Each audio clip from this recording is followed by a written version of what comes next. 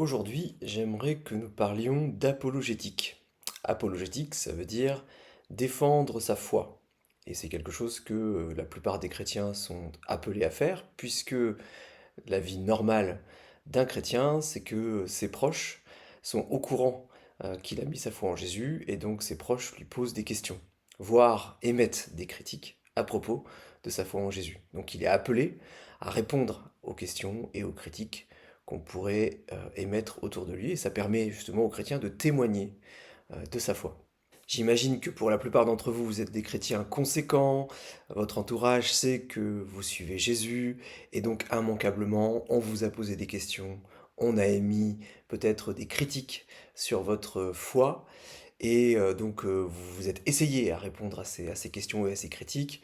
La plupart d'entre vous, peut-être que vous avez été un petit peu effrayés, certains ont aimé, certains se sont dit je vais être beaucoup plus discret parce que je déteste ça.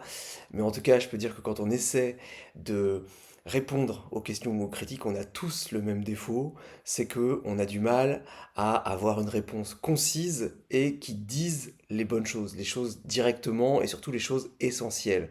Notre défaut, souvent, c'est que nous répondons à des détails qui sont pas si importants que ça, à des choses un petit peu périphériques, alors que nous devrions aller beaucoup plus vite sur l'essentiel. Ça nous ferait gagner beaucoup d'énergie, ça ferait gagner du temps à notre interlocuteur, et au moins, à la fin de la conversation, eh bien, notre interlocuteur aurait entendu au moins un bout de l'évangile. Et c'est pas tout le temps le cas, reconnaissons-le, quand nous répondons aux questions. Le but de cette vidéo va donc être de répondre à des questions très diverses, mais avec un seul argument. Toujours le même argument, qui est un argument essentiel au message de l'évangile. Et donc, on va répondre à ces questions, et puis en même temps, on va lire trois textes bibliques, et peut-être même quatre, qui vont aller dans le sens de ce même argument. Donc voilà ce que je vous propose de faire pendant cette vidéo. Donc on va répondre à des questions, comme je l'ai dit, hein, très diverses, mais des questions qu'on nous pose assez fréquemment. La première question à laquelle on va répondre, c'est est-ce que les croyants d'autres religions qui font le bien, ou les athées qui font le bien, iront au paradis? Deuxième question, les conséquences de ne pas croire en Jésus. Troisième question, est-ce qu'on est obligé de se faire baptiser? Quatrième question, les relations hors mariage sont-elles autorisées? Cinquième question, qu'est-ce que Dieu pense des homosexuels? Sixième question, est-ce que les transgenres iront en enfer? Quatrième question, quel est le rôle du Saint-Esprit? Et huitième question, quelle est l'importance de lire la Bible? Voilà, huit questions qui sont extrêmement diverses et auxquelles on va pouvoir répondre avec presque toujours le même argument. Je vais vous le faire très vite dans un premier temps. Après, on va lire un petit enseignement. Et puis après, on va y répondre peut-être un peu de manière un peu plus développée. Euh, Première question donc. Est-ce que les croyants d'autres religions qui font le bien ou les athées qui font le bien iront au paradis? Eh bien, la réponse, c'est non, puisque le fait d'être sauvé ou de ne pas être sauvé ne dépend pas de faire le bien, ça dépend de mettre sa foi en Jésus. Deuxième question, les conséquences de ne pas croire en Jésus. Eh bien, la réponse, c'est que ces conséquences sont absolument désastreuses, puisque c'est justement Jésus qui est la condition sine qua non pour aller ou non au paradis. Donc si on ne croit pas en Jésus, eh bien on va dans le contraire du paradis, c'est on va en enfer. Et même, je dirais plus, on est en enfer dès maintenant, à partir du moment où on n'a pas mis sa foi en Jésus. C'est vraiment la différence entre l'enfer et le paradis. C'est d'être accompagné par Jésus, de mettre sa foi en Jésus ou non. Troisième question, est-ce qu'on est obligé de se faire baptiser? Pour répondre à la question, il faut définir ce qu'est le baptême. Le baptême, c'est un sacrement chez les protestants qui est là pour que quelqu'un qui met sa foi en Jésus dise publiquement qu'il met sa foi en Jésus, qu'il décide de suivre Jésus, qu'il fait allégeance à Jésus et que du coup tout le monde le sache. Donc, la question qu'on pourrait poser à la personne qui a posé la question, c'est qu'est-ce qui empêche de se faire baptiser si on croit en Jésus? Donc le baptême ne sauve pas, c'est le fait de croire en Jésus qui sauve. Mais qu'est-ce qui empêche de se faire baptiser? C'est ça la vraie question. Quatrième question, les relations hors mariage sont-elles autorisées? Là encore, pour répondre à la question, il faut définir ce qu'est le mariage. Dans la Bible, le mariage, c'est un engagement public, qu'on deviendra une seule chair avec une personne. On s'engage pleinement, corps et âme, avec une personne pour la vie. Voilà ce que signifie le mariage dans la Bible et même d'ailleurs dans beaucoup d'autres sociétés qui n'ont pas connu le Dieu de la Bible. Le mariage est donc un contrat qui engage, et donc qui engage et qui garantit que l'autre ne va pas nous laisser tomber. Et s'il nous laisse tomber, en fait, il y aura des conséquences. Il y aura un divorce, il y aura quelque chose, mais il y aura des conséquences. Mais en tout cas, c'est un cadre. Et donc, c'est le bon cadre pour avoir des rapports sexuels. Puisque, au lieu d'avoir des rapports sexuels comme ça à la légère, où on dit je me prête à toi, ben dans le mariage, c'est je me donne à toi. Et donc, c'est pour ça que dans la Bible, eh bien, le mariage est le cadre nécessaire pour avoir des rapports sexuels. Et une fois qu'on a dit ça, il faut quand même ajouter que avoir des rapports sexuels dans ou en dehors du mariage, c'est pas du tout ça qui nous fait aller au paradis ou en enfer. C'est plutôt un symptôme que le fond du problème. Cinquième question, qu'est-ce que Dieu pense des homosexuels? Eh bien, Dieu pense que les homosexuels doivent changer. Parce qu'en fait, il faut tout de suite le dire, c'est pas le fait d'être homosexuel ou hétérosexuel qui fait aller en enfer ou au paradis, c'est le fait de suivre Jésus. Mais en tout cas, ce que demande Jésus à un homosexuel comme à un hétérosexuel, c'est que s'il veut le suivre, eh ben, il va falloir changer. Et donc ça, on va le voir dans les textes bibliques tout à l'heure. Sixième question. Est-ce que les transgenres eh bien, vont obligatoirement finalement en enfer? Eh bien, ma réponse est à peu près la même. C'est que c'est pas le fait d'être transgenre ou pas transgenre qui fait aller en enfer, c'est le fait de suivre Jésus ou non. Septième question, quel est le rôle du Saint-Esprit? Eh bien, le rôle du Saint-Esprit, justement, c'est de faire changer les personnes qui suivent Jésus, de les transformer, de les restaurer, de les guérir, de voilà, les transformer pour qu'elles eh bien, soient de plus en plus aptes à servir leur nouveau maître et de faire avancer son royaume sur terre. Voilà le rôle du Saint-Esprit. Et enfin, huitième question, quelle est l'importance de lire la Bible? Eh bien, lire la Bible, c'est quelque chose qui nous renseigne sur la volonté de Dieu. Voilà, si nous voulons lui plaire, eh bien, il faut savoir en fait ce qu'il a dit, et ce qu'il a dit, c'est dans la Bible. Donc, c'est en lisant la Bible que nous connaissons la volonté de Dieu, et en même temps, c'est aussi en lisant la Bible qu'on comprend que par nos propres forces humaines, eh bien, on n'y arrive pas. On n'arrive pas à être sauvé grâce à nos bonnes œuvres. Et donc, nous avons besoin d'être couverts par les bonnes œuvres de quelqu'un d'autre, et ce quelqu'un d'autre dans la Bible s'appelle Jésus. Et donc c'est grâce à la Bible qu'on sait que la solution pour aller au paradis, pour être pleinement heureux, c'est de suivre Jésus. Vous avez remarqué que pour répondre à ces 8 questions, j'ai utilisé presque toujours le même argument, c'est de parler de Jésus, qui est la personne centrale de notre foi, mais qui est en fait finalement la problématique principale de toutes les questions. Comment être heureux? Jésus. Comment être sauvé? Jésus. Et ça permet finalement d'être centré sur quelque chose d'essentiel et de ne pas tomber dans le piège de répondre à des questions beaucoup plus périphériques, à des détails parfois qui sont le centre de la question de notre interlocuteur. Lui, il veut entendre le détail. Mais nous, notre but, c'est pas d'aller dans le piège, de nous laisser orienter dans ce que nous allons répondre, mais de répondre un peu comme Jésus l'aurait fait, d'aller directement sur l'essentiel, c'est-à-dire lui-même.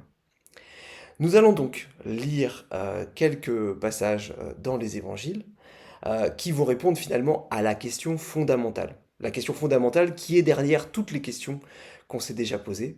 La question fondamentale, c'est pourquoi suivre Jésus? Pourquoi suivre Jésus? On va commencer en lisant un premier texte. J'ai choisi que des textes dans l'évangile de Matthieu pour avoir une vraie cohérence. On va commencer à lire dans l'évangile de Matthieu au chapitre 9, à partir du verset 9. En passant plus loin, Jésus vit un homme appelé Matthieu, assis au bureau des taxes. Il lui dit: Suis-moi. Celui-ci se leva et le suivit. Comme il était à table, dans la maison, beaucoup de collecteurs de taxes et de pêcheurs étaient venus prendre place avec Jésus et ses disciples. Voyant cela, les pharisiens disaient à ses disciples: Pourquoi votre maître mange-t-il avec les collecteurs de taxes et les pêcheurs? Jésus, qui avait entendu, dit: Ce ne sont pas les bien portants qui ont besoin de médecins, mais les malades. Allez apprendre ce que signifie Je veux la compassion et non le sacrifice, car je ne suis pas venu appeler des justes, mais des pécheurs. Voilà le premier passage que j'ai choisi pour répondre à la problématique pourquoi suivre Jésus. C'est le passage de l'appel de Matthieu ou l'appel de Lévi selon vos Bibles. L'emploi, la profession de Matthieu était d'être collecteur de taxes, donc c'était un juif Matthieu, c'est pour ça qu'on l'appelle Lévi, c'était un juif mais qui travaillait pour le compte de l'occupant romain, qui prélevait les taxes auprès de ses frères juifs mais pour le compte de l'envahisseur romain. Donc c'était quelqu'un qui n'avait pas du tout bonne réputation. Et voilà Tipa que Jésus l'appelle, et que Jésus l'appelle à le suivre. Donc Matthieu est très content, il va suivre Jésus, et qu'est-ce qu'il fait? Puisqu'il a suivi Jésus, il appelle tous ses potes. Ses potes qui sont collecteurs de taxes, et qui sont considérés bien sûr comme des pécheurs par les autres juifs. Et donc il appelle Jésus et ses potes pour prendre l'apéro ensemble, puisque maintenant il suit Jésus, il veut que ses potes collecteurs de taxes fassent connaissance avec Jésus pendant l'apéro. Mais Jésus, qui commence à avoir une petite notoriété, est suivi par une garde rapprochée qui sont ses disciples, mais aussi par d'autres personnes plus critiques qui sont les pharisiens, qui sont des chefs juifs. Et donc ces chefs juifs approchent les disciples en disant vous avez vu, voilà, votre maître, il est un peu craignos parce qu'en fait il est suivi plutôt, il va manger avec des pécheurs notoires, des collecteurs de taxes et des pécheurs. Et Jésus, donc sa réponse est assez édifiante au verset 12 et au verset 13. La réponse au verset 12, c'est ce ne sont pas les bien portants qui ont besoin de médecins, mais les malades. Et à la fin du verset 13, je ne suis pas venu appeler des justes, mais des pécheurs. Nous avons donc un premier élément de réponse à notre question pourquoi suivre Jésus. Pourquoi suivre Jésus? Parce qu'on est malade. Quand on est malade, on a besoin d'un médecin pour aller mieux, et ce médecin, c'est Jésus. Et quand on est pécheur, c'est-à-dire malade spirituel, on a besoin de quelqu'un qui va nous sauver de notre péché, et cette personne, c'est toujours Jésus. Donc les gens qui suivent Jésus, c'est des gens qui estiment qu'ils ne peuvent pas être sauvés, qui ne peuvent pas aller mieux par eux-mêmes, mais qu'ils ont besoin d'une aide supérieure, d'une aide surnaturelle, d'un être surnaturel, et cette personne s'appelle Jésus. Donc là, voilà. Pourquoi suivre Jésus? Parce qu'on est malade. Deuxième texte biblique, c'est dans Matthieu 16. Matthieu 16 à partir du verset 24. Alors Jésus dit à ses disciples, si quelqu'un veut venir à ma suite, qu'il se renie lui-même, qu'il se charge de sa croix et qu'il me suive. Car quiconque voudra sauver sa vie la perdra, mais quiconque perdra sa vie à cause de moi la trouvera. Et à quoi servira-t-il à un être humain de gagner le monde entier s'il perd sa vie? Ou bien, que donnera un être humain en échange de sa vie? Car le Fils de l'homme va venir dans la gloire de son Père avec ses anges, et alors il rendra à chacun selon sa manière d'agir. La phrase fondamentale dans ce passage, c'est celle du premier verset. Si quelqu'un veut venir à ma suite, qu'il se renie lui-même, qu'il se charge de sa croix et qu'il me suive. Voilà ce que Jésus dit à quelqu'un qui veut être son disciple. Et c'est super important parce que ça veut dire que pour suivre Jésus, il faut être prêt à sacrifier sa vie. Ça veut dire sacrifier sa culture, ça veut dire sacrifier sa personnalité, sacrifier les choses dans lesquelles on est extrêmement fier. Ça veut dire faire le deuil de son identité précédente. Pour le suivre et donc aller dans l'inconnu, mais lui faire confiance pour que cet inconnu soit un bon inconnu puisque on est avec lui, parce qu'il va tout faire pour que les choses aillent mieux. Et donc voilà la deuxième réponse à notre question pourquoi suivre Jésus? C'est parce que finalement on est prêt à tout sacrifier, à sacrifier sa vie entière pour investir dans l'éternité. Et notre passage nous le dit, hein. Jésus fait référence finalement à l'éternité. Dans le dernier verset, le Fils de l'homme, c'est-à-dire lui, va venir dans la gloire de son Père avec ses anges, et alors il rendra à chacun selon sa manière d'agir. Voilà, c'est un investissement, le fait de suivre Jésus. On sait que même si ça ne paye pas tout de suite, ça paiera forcément plus tard quand il reviendra dans la gloire. Et donc voilà, il faut être prêt à tout sacrifier, tout sacrifier. Et ça renvoie au premier passage, tout sacrifier. Pourquoi? Parce qu'en fait, on sait que Jésus va prendre soin de nous. On est pécheurs, eh bien, il va nous rendre justes. On est malade, il va nous soigner pour que nous soyons bien portants. Troisième passage important, toujours dans l'évangile de Matthieu, au chapitre 19, à partir du verset 16.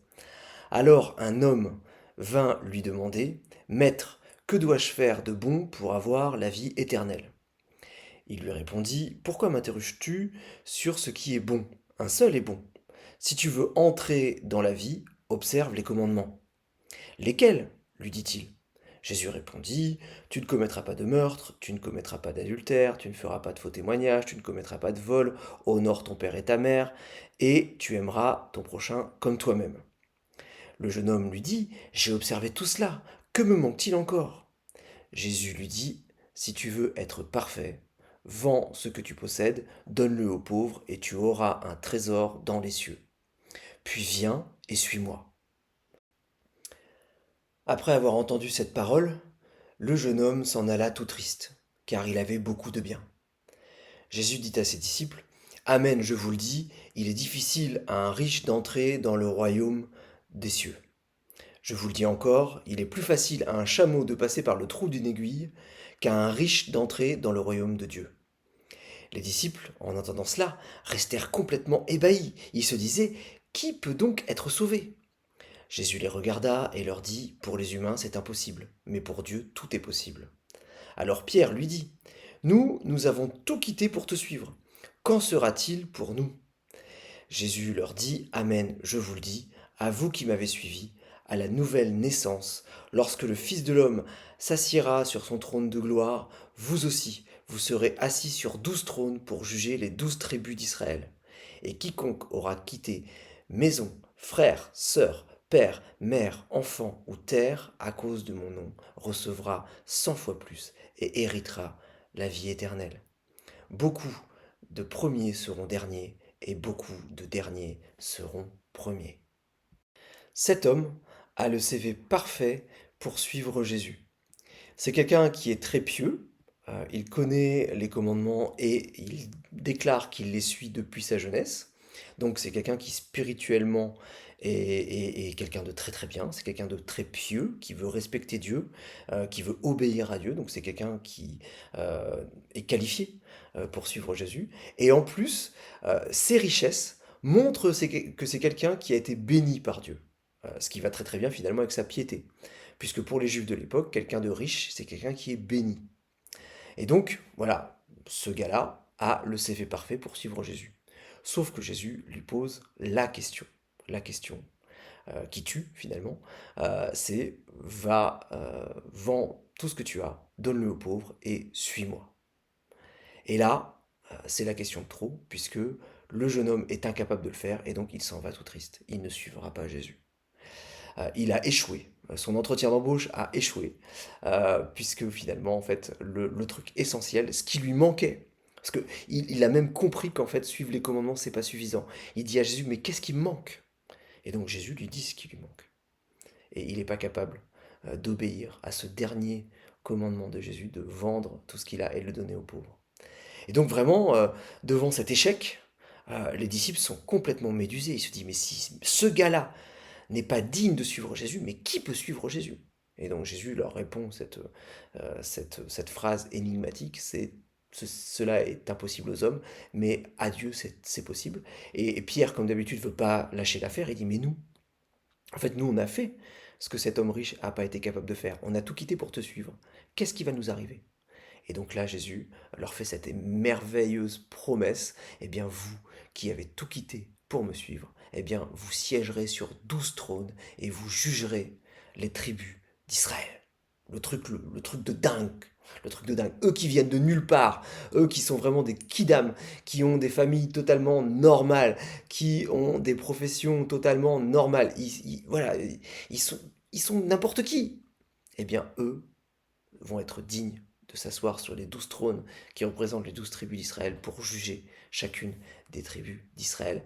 Et quelle est leur seule qualité? Leur seule qualité, c'est qu'ils ont été capables de tout quitter pour suivre Jésus. Et donc, la dernière qualité pour suivre Jésus, la dernière motivation, c'est la motivation de recevoir un héritage.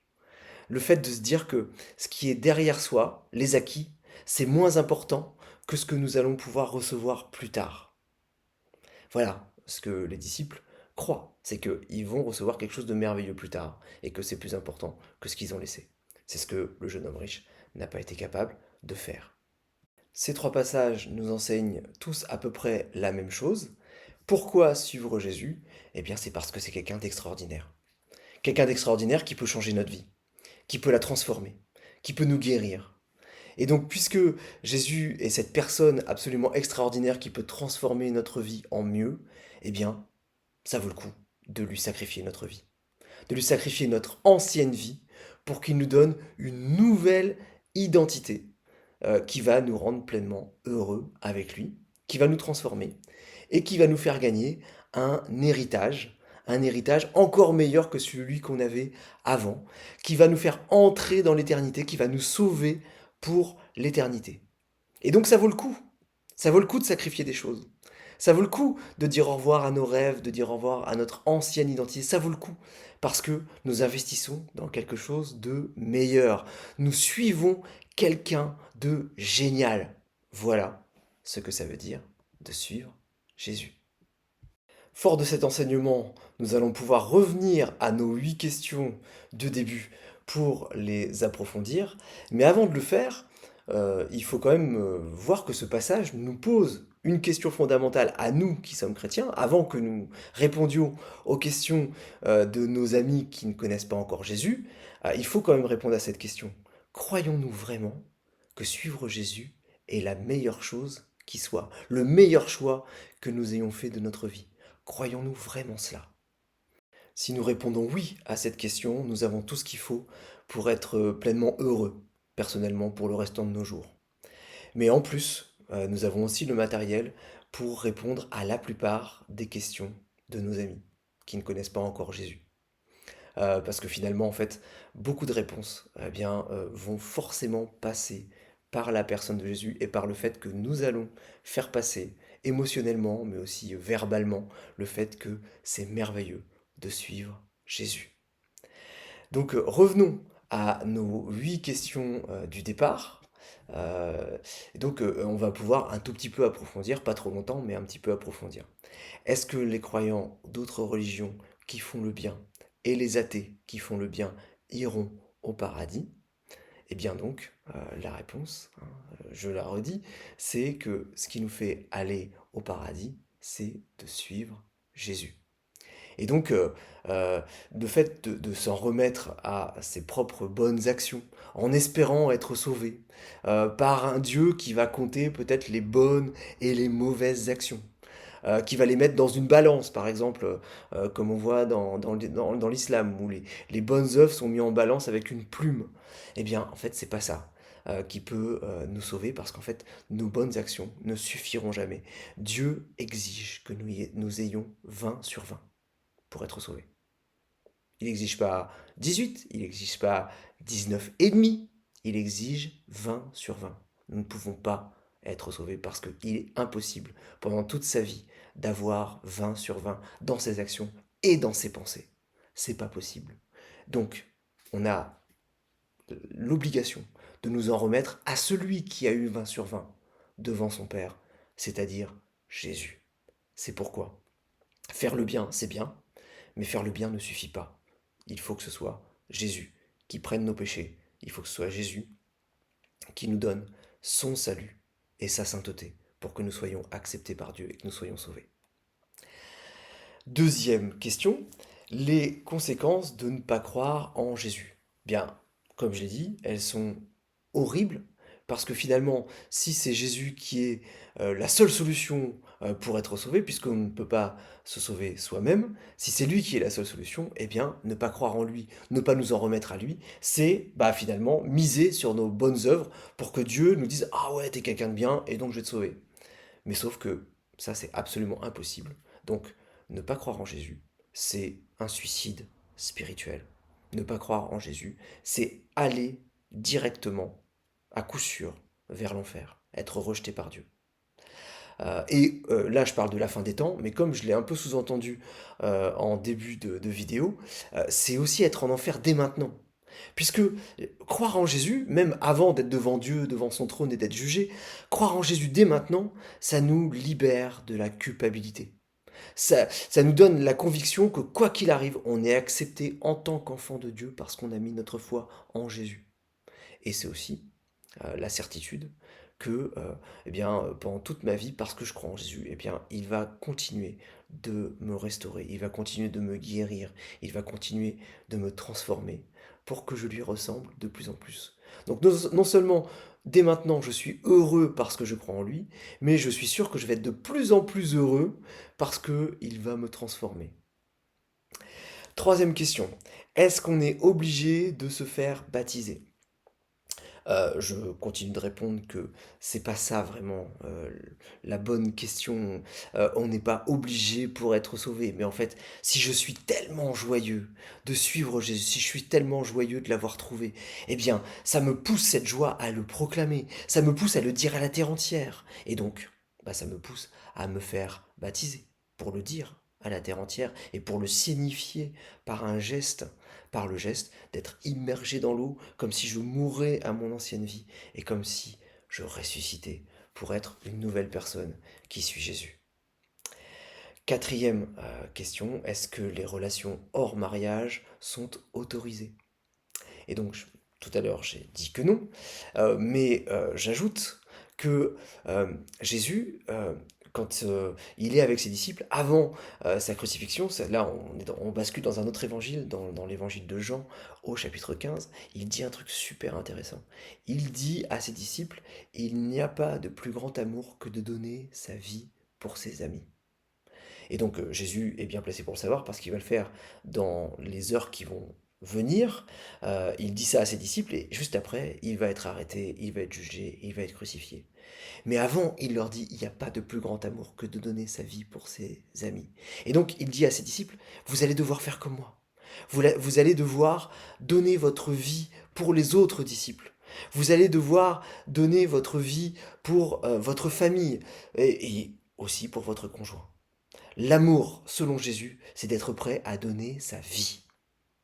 Et donc, ça veut dire que il faut un engagement total dans toutes les strates de sa vie. Et donc, une des strates très importantes de la vie de quelqu'un, c'est la vie maritale. Et c'est le fait que dans le rapport sexuel, on se donne à l'autre. Je l'ai déjà dit tout à l'heure. On se donne à l'autre. On ne se prête pas à l'autre. On se donne totalement à l'autre. Et donc, une manière donc, de se donner totalement dans le bon cadre, c'est de se donner à quelqu'un qui lui aussi s'est engagé à se donner à soi. Et donc, quel est le cadre dans lequel on s'engage on s'engage à se donner totalement, à donner totalement de sa personne à l'autre pour toute la vie? C'est le mariage.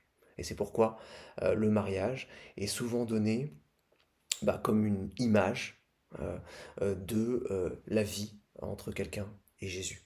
Entre l'Église, la mariée, et Jésus, le marié. C'est parce que finalement, c'est une alliance. C'est une alliance, et une alliance qui est extrêmement importante, qu'on ne peut pas prendre à la légère. Or, avoir des relations sexuelles hors mariage, justement, c'est se dire que finalement, voilà, me donner, faire un avec quelqu'un, c'est pas très important, ça n'a pas de conséquences. Si, ça a des conséquences. Et donc, voilà, les relations hors mariage, c'est pourquoi elles sont vraiment pas encouragées dans la Bible, même si, voilà, je le rappelle, quelqu'un qui a eu des relations sexuelles hors mariage n'est pas perdu, Il peut se repentir, il peut demander pardon à Dieu pour cela, et puis bien sûr, euh, adopter un autre comportement et se marier et avoir des relations sexuelles avec une seule personne, une personne qui est du sexe opposé, parce que la Bible préconise aussi des relations hétérosexuelles, ce qui me permet de faire la transition avec la cinquième question. Qu'est-ce que Dieu pense des homosexuels? Eh bien, comme je l'ai dit tout à l'heure, Dieu pense que les homosexuels doivent changer. Parce que euh, c'est pas l'homosexualité n'est pas le mode de relation sexuelle préconisé par Dieu. Dieu veut des relations hétérosexuelles, mais comme je l'ai dit, hein, l'essentiel, c'est de suivre Jésus. Et donc, moi, comme je l'ai déjà dit à plusieurs homosexuels qui me posaient cette question, je leur ai dit ce que je vous ai répondu tout à l'heure, c'est pas être homosexuel ou hétérosexuel qui va te sauver ou qui va te perdre, c'est de fait de croire en Jésus. Donc pour l'instant, on se fiche totalement que tu sois homosexuel ou hétérosexuel. La question, c'est qui est Jésus pour toi? Si tu comprends qui est Jésus et si tu décides de le suivre, là, tu devras changer. Mais t'inquiète pas, on a tous eu l'obligation de changer. C'est pas une question d'homosexualité ou d'hétérosexualité. Dieu nous dit tous que nous devons changer d'attitude, que nous devons changer d'état d'esprit et que il va y avoir des transformations à faire. Et donc voilà, pour toi, c'est l'homosexualité, pour moi, c'est d'autres traits de caractère, pour d'autres personnes, c'est encore d'autres traits de caractère, mais de toute façon, on doit tous changer. Sixième question, est-ce que le fait d'être transgenre est toujours synonyme de l'enfer? Eh bien, la réponse est non. Et ça me donne aussi l'occasion de faire une petite précision. Euh, bah, on a tous des luttes.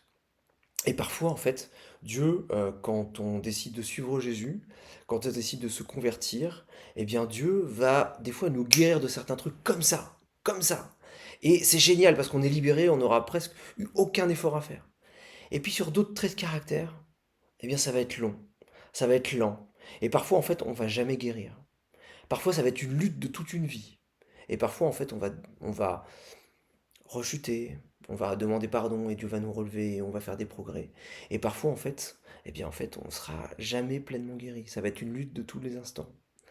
Et pour les personnes transgenres, pour les personnes homosexuelles, comme pour les personnes colériques, pour les personnes envieuses, pour les personnes avares, pour tout un tas de défauts, on va pas être guéri tout de suite. Ça va être une lutte.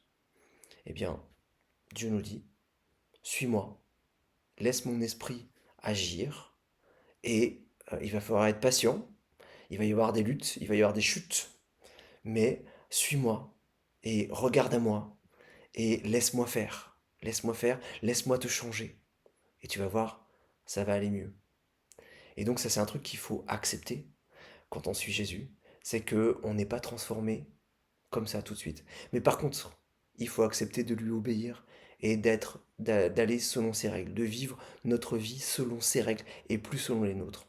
Donc il faut accepter que Dieu sait mieux que nous ce qui est bon pour nous. Ça, c'est un truc vraiment essentiel. Après, sur la manière de le faire et sur la force pour le faire, eh bien, je rejoins ce que disait Jésus à ses disciples. Aux hommes, cela est impossible, mais à Dieu, tout est possible. Et donc cela me permet de faire la transition avec la septième question. Quel est le rôle du Saint-Esprit? Eh bien justement, le rôle du Saint-Esprit, troisième personne de la Trinité, c'est de siéger dans notre âme, dans nos cœurs, quand nous avons mis notre foi en Jésus, et de nous donner la force de lui obéir, de nous donner la force de lui faire confiance, de nous donner la force de suivre Jésus. Et donc, au bout du compte, petit à petit, jour après jour, eh bien de nous transformer pour nous rendre capables euh, bah, de, bah, de, de ressembler de plus en plus à Jésus. Et donc c'est ça le truc génial de l'évangile, c'est que Dieu nous aime tels que nous sommes, mais il nous aime trop pour nous laisser tels que nous sommes. Dieu nous prend tels que nous sommes quand nous nous convertissons, mais il nous transforme petit à petit pour nous améliorer. Et c'est ça qui est génial avec lui. Et c'est par son esprit qu'il le fait. Et donc le Saint-Esprit, c'est avant tout sa fonction. C'est de nous rappeler l'enseignement de Jésus, de nous donner envie d'obéir à cet enseignement et de nous donner les moyens d'obéir à cet enseignement. C'est ce qui fait que, quel que soit l'endroit d'où nous partons, eh bien, il n'y a personne de trop méchant, ou de trop bizarre, ou de trop débile, ou de trop je ne sais quoi, pour être indigne de suivre Jésus. Grâce au Saint-Esprit, n'importe qui peut suivre Jésus. Il faut juste le vouloir. Et enfin, huitième question, quelle est l'importance de lire la Bible? Eh bien, la Bible, c'est la parole de Dieu. Et donc, eh bien, c'est dans la Bible que nous comprenons l'essentiel, surtout l'essentiel, c'est qui est Jésus, qui est le Saint-Esprit, qui est le Père. Et donc voilà, c'est là où nous découvrons la personnalité de notre Dieu, c'est là où nous découvrons la noirceur de notre cœur d'humain, et c'est là où nous découvrons aussi, eh bien, à quel point Dieu peut nous changer. Voilà donc l'élément essentiel pour la plupart des questions apologétiques, l'élément essentiel qu'il ne faut pas rater. Pour dire l'essentiel de l'évangile, c'est que Jésus est quelqu'un d'extraordinaire, et comme il est extraordinaire, il faut le suivre, et comme on le suit, eh bien, il va nous transformer en mieux, il va nous rendre heureux, encore plus heureux. Et donc c'est vraiment quelque chose qu'il faut dire pour la plupart des questions, parce que justement, on va pouvoir transmettre notre bonheur d'avoir suivi notre Seigneur, on va donner envie à ceux qui sont autour de nous de nous imiter, ou en tout cas de se poser des bonnes questions. Et donc vraiment, ne loupez pas cet élément essentiel de l'apologétique.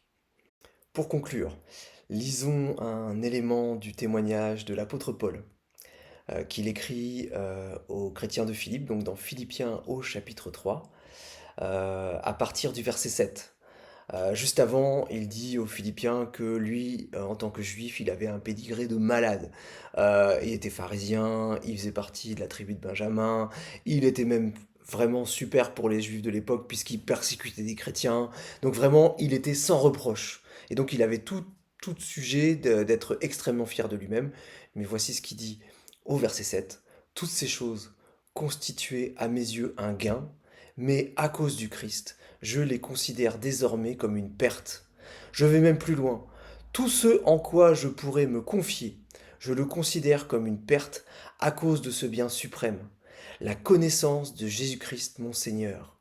À cause de lui, j'ai accepté de perdre tout cela. Oui, je le considère comme bon à être mis au rebut afin de gagner le Christ. Mon désir est d'être trouvé en lui, non pas avec une justice que j'aurais moi-même acquise en obéissant à la loi, mais avec la justice qui vient de la foi en Christ et que Dieu accorde à ceux qui croient. C'est ainsi que je pourrai connaître le Christ, c'est-à-dire expérimenter la puissance de sa résurrection et avoir part à ses souffrances, en devenant semblable à lui jusque dans la mort, afin de parvenir, quoi qu'il arrive, à la résurrection d'entre les morts. Laissez derrière nous tout ce qui nous rend fiers pour suivre Jésus qui va nous amener au cœur de l'espérance chrétienne, c'est-à-dire la résurrection des morts. Voilà le cœur de l'Évangile. Ne loupons pas ce cœur de l'Évangile quand nous racontons l'Évangile à nos proches.